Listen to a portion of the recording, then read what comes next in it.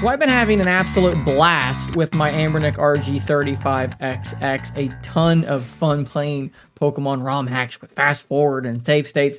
It's really, really good. And I've posted several videos on this channel already talking about GarlicOS, which is a custom firmware for this wonderful device, which makes it even more wonderful. But one of my favorite things about it, you may be able to tell by looking at the screen here in my hand, and that is theming this device. Now, on a prior video, I showed you guys how you could go and grab themes from Onion OS, which was a custom firmware for some other devices, maybe modify them slightly and then get them to work on this piece of hardware here. But in today's video, we're going to take a look at a link on GitHub. This individual here, Midnight Fox, they have created two themes specifically for GarlicOS running on the Ambernick RG35XX. We're going to download one of them and install it on here, and I'm going to show you that process. Before we go any further, though, I want to show you the first theme. So it is called, I'm going to take a wild swing at this, and I guess I should go back a page so I can see this.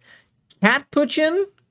Catpuchin. I don't know how you would possibly pronounce such a word, but this is what it looks like, and I might as well just show it to you on the device itself, because that's going to be maybe easier to see. It's quite nice, right? It's colorful, but it's also kind of dark. It looks really, really good when you're going through your recent games, going through your consoles. It just looks very, very nice, and it actually has its own custom boot screen. In this video, this is going to apply to both of these, right? Either way, either one you want to download, there's this one, but there is also the blue version, which is a little bit less colorful, which that's the one I'm going to be installing now. So either way you want to go, the one I just showed you or the blue version, same process. You're just going to click on a different link. So this one is the one I showed you on my device. This is the one you're going to click for the one I'm about to install. So click on that and then click on download, and that is going to download that theme. Now let me drag my file explorer over here, and now you should have this 7-zip file. I'm going to extract it with WinRAR, but there's, you can use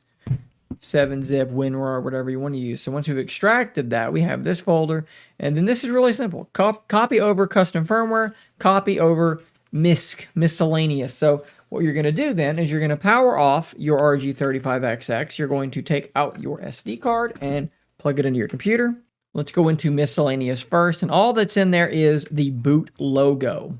So then on your miscellaneous drive, if you want to make a backup of that boot logo, just copy it and paste it. It'll create a copy. Otherwise, just paste it and make sure that you're allowing it to replace the file in the destination. So now you have the new boot logo. After that, we're going to go back, go into copy over custom firmware, and this is pretty simple, pretty basic. Just copy that, go into your ROMs drive, go into custom firmware, and paste it in. Again, allowing it to replace files in the destination. If you wanted to create a backup of the original theme, same thing. You might just want to Control-C, Control-V on the skin folder. Of course, you could also, like if you wanted to revert back to the original, you could also just download GarlicOS again and just act like you're doing an update and let it overwrite, and you're going to be back on the stock theme. But that's pretty much it. So we're going to grab the SD card again.